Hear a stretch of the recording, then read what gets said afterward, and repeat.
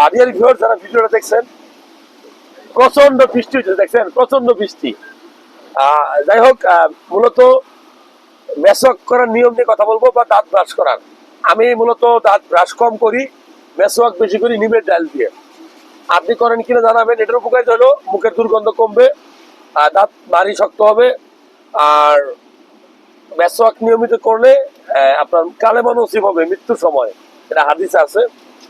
আর দাঁত ব্রাশ কখন করবেন? এটা করলে আপনি রাত্রে খাওয়ার পরে দাঁত ব্রাশ করে ঘুমাবেন। এইভাবে উপর নিচ করবেন, এইভাবে না, ঠিক আছে? এভাবে চাললে দাঁতের ক্ষয় হয়, ভারী ক্ষয় হয়। তো দাঁত উপর নিচ করবেন। দাঁত ব্রাশ রাত্রে খাওয়ার পরে করলে সকালে আর দাঁত ব্রাশ করা লাগবে না। আপনার বাচ্চাকে শিখাবেন। সকালবেলা আমরা নর্মালি ঘুম দিয়ে দাঁত ব্রাশ করি না, ভুল।